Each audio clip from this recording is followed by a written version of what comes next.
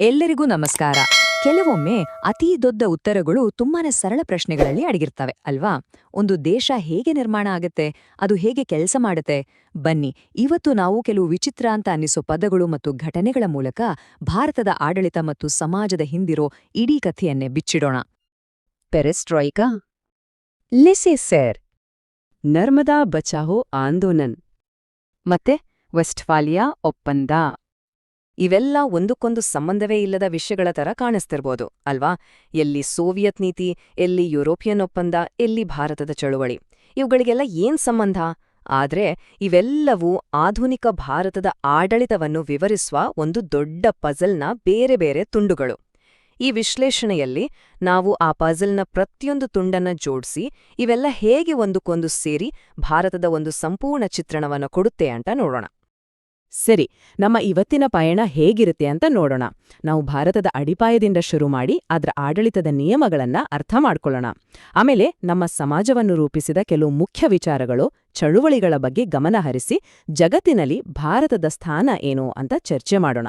ಕೊನೆಯಗೆ ಇತಿಹಾಸದ ಕೆಲವು ಪ್ರಮುಖ ಘಟನೆಗಳು ಈ ಕಥೆಯನ್ನ ಹೇಗೆ ಪೂರ್ತಿಗೊಳಿಸ್ತವೆ ಅಂತ ನೋಡೋಣ. ನಾವು ಚರ್ಚೆ ಮಾಡೋ ಘಟನೆಗಳಿಗೆ ಒಂದು ಐತಿಹಾಸಿಕ ಚೌಕಟ್ಟು ಬೇಕಲ್ವಾ? ಅದಕ್ಕೆ ಈ ಪ್ರಮುಖ ದಿನಾಂಕಗಳನ್ನ ಒಮ್ಮೆ ನೋಡಿ. 17ನೇ ಶತಮಾನದ ಯುರೋಪಿಯನ್ ಒಪ್ಪಂದದಿಂದ ಹಿಡಿದು 21ನೇ ಶತಮಾನದ ಆರ್ಥಿಕ ಮೈತ್ರಿಯವರೆಗೆ ಈ ಘಟನೆಗಳ ನಡುವೆ ಶತಮಾನಗಳೇ ಕಳೆದಿದ್ರೂ ಇವೆಲ್ಲವೂ ನಮ್ಮ ಇವತ್ತಿನ ವಾಸ್ತವವನ್ನ ಹೇಗೆ ರೂಪಿಸಿವೆ ಅನ್ನೋದನ್ನ ನೋಡೋದೇ ಒಂದು ಥ್ರಿಲ್. ಹಾಗಾದ್ರೆ ಮೊಟ್ಟಮೊದಲಿಗೆ ಭಾರತದ ಪ್ರಜಾಪ್ರಭುತ್ವದ ಬೇರುಗಳು ಎಲ್ಲಿಂದ ಶುರುವಾದವು ಅಂತ ನೋಡೋಣ. ಯಾಕಂದ್ರೆ ಒಂದು ದೇಶ ಕೇವಲ ಗಡಿಗಳಿಂದಲ್ಲ, ಅದು ಸಂಸ್ಥೆಗಳಿಂದ ನಿರ್ಮಾಣ ಆಗುತ್ತೆ. ಭಾರತದ ಪ್ರಜಾಪ್ರಭುತ್ವದ ಅಡಿಪಾಯದಲ್ಲಿ 2 ಸಂಸ್ಥೆಗಳು ತುಂಬಾನೇ ಮುಖ್ಯವಾದ ಪಾತ್ರ ವಹಿಸಿವೆ. ಒಂದು 1885ರಲ್ಲಿ ಸ್ಥಾಪನೆಯಾದ ಭಾರತೀಯ ರಾಷ್ಟ್ರೀಯ ಕಾಂಗ್ರೆಸ್, ಇದು ನಮ್ಮ ಸ್ವಾತಂತ್ರ್ಯ ಚಳುವಳಿಯ ಹೃದಯ ಭಾಗವಾಗಿತ್ತು. ಇನ್ನೊಂದು ಸಂವಿಧಾನ ರಚನಾ ಸಭೆ, ಇದು ಕೇವಲ ನಮ್ಮ ಸಂವಿಧಾನವನ್ನ ಬರೆಯಲಿಲ್ಲ, ಬದಲಿಗೆ ದೇಶದ ಮೊದಲ ಮಧ್ಯಂತರ ಸರ್ಕಾರವಾಗಿಯೂ ಕೆಲಸ ಮಾಡಿತು. ಇವೆರಡೂ ನಮ್ಮ ಪ್ರಜಾಪ್ರಭುತ್ವದ ಅಡಿಗಲ್ಲುಗಳು ಅಂತಾನೆ ಹೇಳಬಹುದು. ಸಾರಿ, ಅಡಿಪಾಯ ಹಾಕಿದ್ಮೇಲೆ ಕಟ್ಟಡ ಕಟ್ಟಬೇಕಲ್ವಾ? ಈಗ ಭಾರತ ಸರ್ಕಾರ ಹೇಗ್ ಕೆಲ್ಸ ಮಾಡೋದು, ಅದನ್ನ ನಿರ್ಧರಿಸೋ ಕಾನೂನುಗಳು ಮತ್ತು ಸಂಸ್ಥೆಗಳ ಬಗ್ಗೆ ಮಾತಾಡೋಣ. 1985ರಲ್ಲಿ ಬಂದ ಪಕ್ಷಾಂತರ ನಿಷೇಧ ಕಾಯ್ದೆ ಒಂದು ಬಹಳ ಮುಖ್ಯವಾದ ಕಾನೂನು. ಯಾಕಂದ್ರೆ ಚುನಾಯಿತರಾದ ಪ್ರತಿನಿಧಿಗರು ಜನರ ತೀರ್ಪನ್ನ ಬದಿಗಿಟ್ಟು ತಮ್ಮ ಸ್ವಂತ ಲಾಭಕ್ಕೋಸ್ಕರ ಪಕ್ಷದಿಂದ ಪಕ್ಷಕ್ಕೆ ಹಾರೋದನ್ನ ತಡೆಯೋಕೆ ಅಂತಾನೆ ಇದ್ನ ತರಲಾಯಿತು. ಇದರಿಂದ ರಾಜಕೀಯ ವ್ಯವಸ್ಥೆಯಲ್ಲಿ ಒಂದು ರೀತಿ ಸ್ಥಿರತೆ ಬಂತು.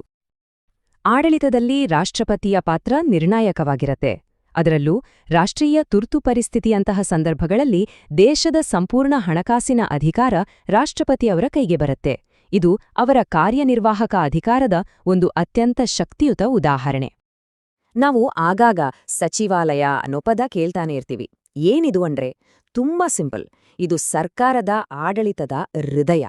ಅಡ್ಮಿನಿಸ್ಟ್ರೇಷನ್ ಸುಲಭ ಆಗ್ಲಿ ಅಂತ ಸರ್ಕಾರವನ್ನ ಬೇರೆ ಬೇರೆ ಸಚಿವಾಲಯಗಳು ಮತ್ತೆ ಇಲಾಖೆಗಳಾಗಿ ವಿಂಗಡಿಸಲಾಗಿದೆ. ಇವೆಲ್ಲವನ್ನು ಒಟ್ಟಾಗಿ ಸಚಿವಾಲಯ ಅಂತ ಕರೀತಾರೆ. ಇದು ಸರ್ಕಾರದ ನೀತಿಗಳನ್ನ ಜಾರಿಗೆ ತರೋ ಇಂಜಿನಿದ್ದಾಗೆ. ಸರ್ಕಾರ, ಕಾನೂನು ಇವೆಲ್ಲ ಒಂದ್ ಕಡೆ ಆದ್ರೆ ಭಾರತವನ್ನ ರೂಪಿಸಿದ ಸಾಮಾಜಿಕ ಮತ್ತು ಸೈದ್ಧಾಂತಿಕ ಶಕ್ತಿಗಳ ಬಗ್ಗೆನೂ ನಾವು ಮಾತಾಡ್ಲೇಬೇಕು. ಬನ್ನಿ ಅದ್ರ ಬಗ್ಗೆ ನೋಡೋಣ. ಈ 2 ಕಾನ್ಸೆಪ್ಟ್ಗಳಿದೆಯಲ್ಲ, ಇವು ತುಂಬಾನೇ ಇಂಟ್ರೆಸ್ಟಿಂಗ್. ಒಂದು ಕಡೆ ಲೆಸ್ಸೆ ಫೇರ್ ಅಂದ್ರೆ ಮುಕ್ತ ಮಾರುಕಟ್ಟೆ, ಅಲ್ಲಿ ಸರ್ಕಾರದ ಹಸ್ತಕ್ಷೇಪ ಕಮ್ಮಿ. ಇನ್ನೊಂದ್ ಕಡೆ ಆರ್ಥಿಕ ತಾರತಮ್ಯ ಅಂದ್ರೆ ಸಮಾಜದಲ್ಲಿ ಎಲ್ಲರಿಗೂ ಸಮಾನ ಆರ್ಥಿಕ ಅವಕಾಶಗಳು ಸಿಗದೇ ಇರೋದು. ಈ 2ರ ನಡುವೆ ಒಂದು ಬ್ಯಾಲೆನ್ಸ್ ಸಾಧಿಸೋದೇ ಯಾವುದೇ ದೇಶದ ಪಾಲಿಸಿಯ ಅತಿದೊಡ್ಡ ಸವಾಲು. ಭಾರತದ ಸಮಾಜವನ್ನ ಕೇವಲ ರಾಜಕಾರಣಿಗಳು ರೂಪಿಸಿದ್ದಲ್ಲ, ಬದಲಿಗೆ ಚಳುವಳಿಗಾರರ ಪಾತ್ರನೂ ಅಷ್ಟೇ ಮುಖ್ಯ. ಸಾವಿತ್ರಿಬಾಯಿ ಫುಲೆ ಅವರು ಮಹಿಳಾ ಶಿಕ್ಷಣಕ್ಕೆ ಅಡಿಪಾಯ ಹಾಕಿದ್ರು. ಮೇಧಾ ಪಾಟ್ಕರ್ ಪರಿಸರಕ್ಕಾಗಿ ಹೋರಾಡಿದ್ರು. ಬಿ. ಕೃಷ್ಣಪ್ಪ ಅವರು ದಲಿತರ ಹಕ್ಕುಗಳಿಗಾಗಿ ಧ್ವನಿ ಎತ್ತಿದ್ರು. ಇವರೆಲ್ಲರೂ ತಮ್ಮದೇ ರೀತಿಯಲ್ಲಿ ಸಾಮಾಜಿಕ ಬದಲಾವಣೆಯ ಹರಿಕಾರರು. ಸರಿ, ಈಗ ನಮ್ಮ ದೃಷ್ಟಿಯನ್ನ ಸ್ವಲ್ಪ ಹಿಗ್ಗಿಸೋಣ. ಭಾರತದ ವಿದೇಶಾಂಗ ನೀತಿ ಮತ್ತು ಗ್ಲೋಬಲ್ ಸ್ಟೇಜ್ನಲ್ಲಿ ಅದರ ಸ್ಥಾನ ಏನು ಅನ್ನೋದೆಲ್ಲ ಚರ್ಚೆ ಮಾಡೋಣ. ಭಾರತದ ವಿದೇಶಾಂಗ ನೀತಿ ಅನ್ನೋದು ಶಾಂತಿ ಮತ್ತು ಸಹಬಾಳ್ವೆಯ ತತ್ವಗಳ ಮೇಲೆ ನಿಂತಿದೆ. ಇದಕ್ಕೆ ಮುಖ್ಯ ಪ್ರೇರಣೆ ಅಂದ್ರೆ ಮಹಾತ್ಮ ಗಾಂಧಿ ಮತ್ತು ಜವಾಹರ್ಲಾಲ್ ನೆಹರು ಅವರಂತಹ ನಾಯಕರು. ಈ ನೀತಿಯ ಪ್ರತಿಫಲನವನ್ನ ನಾವು ಸಂವಿಧಾನದ 51ನೇ ವಿಧಿಯಲ್ಲಿ ನೋಡ್ಬೋದು. ಇದು ಅಂತಾರಾಷ್ಟ್ರೀಯ ಶಾಂತಿ ಮತ್ತು ಭದ್ರತೆಯನ್ನ ಪ್ರೋತ್ಸಾಹಿಸುತ್ತೆ.